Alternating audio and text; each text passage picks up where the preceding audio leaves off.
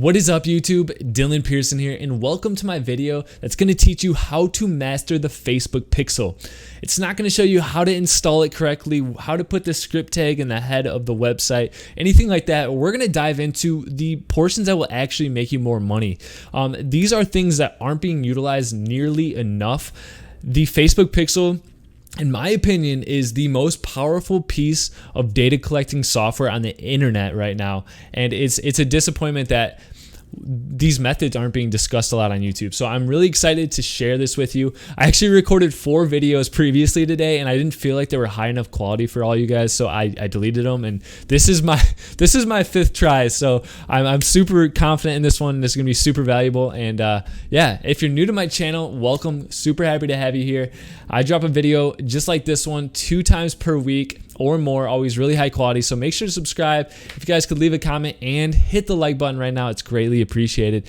So here we are on one of my Facebook pixel pages. I launched this. This is a brand new pixel as of about exactly 20 days ago today. So 20 days ago, I created a new store, new ad account, new pixel. And this is the statistics on this pixel right now. So about 26,500 page views. 21 of them actually waited till the page loaded and viewed the content. We had 712 initiate checkouts. As you guys can see, there's a little bit of error there that I need to debug. Added carts actually before initiate checkout, but 712 initiate checkouts and 339 purchases. So this is a higher ticket item. Not above $100, but it sits there. I have a good margin on it, and I have a great upsell in place. So my average order value is about $70, and that's how I'm able to stay profitable with over 26,000 page views and only 339 purchases. It's not a great conversion rate, and I actually found out where I needed to improve my funnel by utilizing this portion of the Facebook's Ads Manager. So I'm going to take you through how I did it.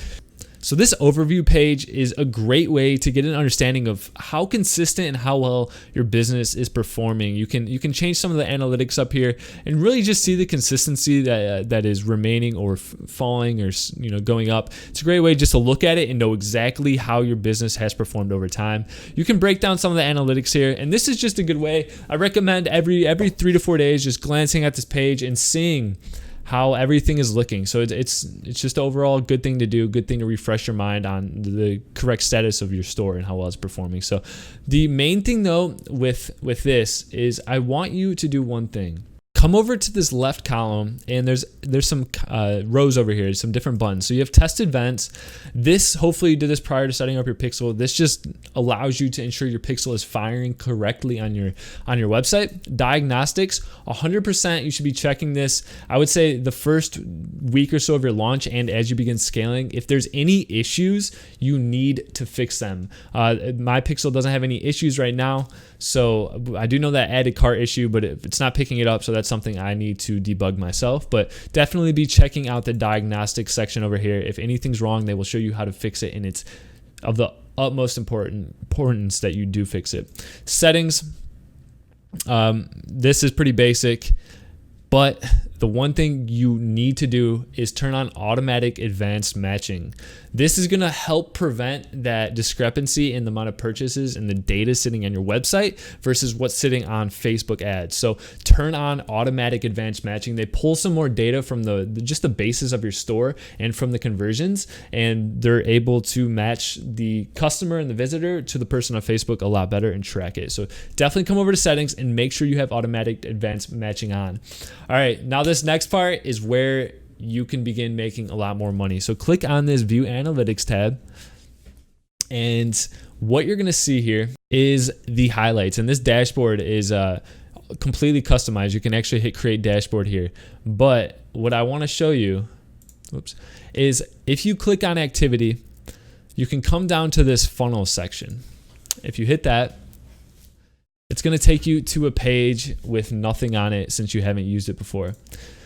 This funnel section is how I've saved multiple businesses of mine from completely plummeting, or how I've went from losing money to making a lot of money.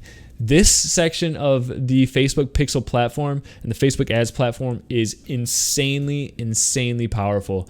So check this out. This is how I really analyze my entirety of the funnel that I'm using. So right here on this page, hit create funnel, select event, and we're just going to go step by step. So we have, let's see, content view.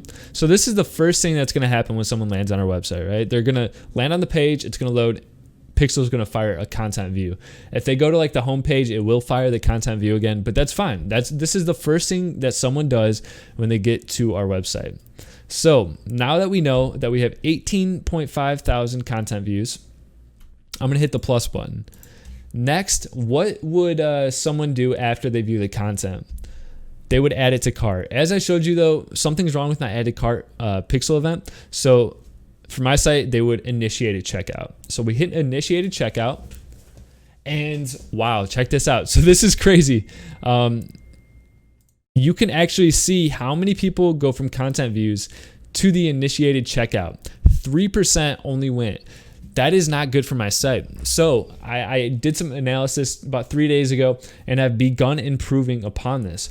I want this to be upward of anywhere to 7 to 8%. So what do I need to work on? If people are landing on my website and they're not adding to cart, or AKA initiating a checkout, it has to do with my offer. I'm not providing enough emotional value to them for them to click add to cart and initiate that checkout. So it comes down to my copy and my headlines. That's what I need to work on here. A lot of people would say the price, but I'm a huge believer that if you can write good enough copy and have good enough headlines that draws emotions out of the user, price isn't a factor. So really, I'm not going to touch the price. This shows me right here that it is my copy. I need to work on the product page itself. Something might be wrong with it. Maybe there's like an error, or maybe, it is just solely the copy. So this is huge. So then I'm going to hit plus, and I can see what does someone do after they initiate checkout? They purchase. And here we go. So it goes 3% go from viewing content to initiating checkout, and 49% purchase.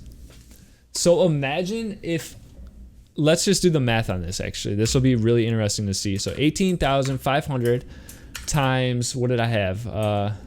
Let's say I got that 3% up to 7%. So times 7%. Let me put this here. And then we had 49% of those people purchase.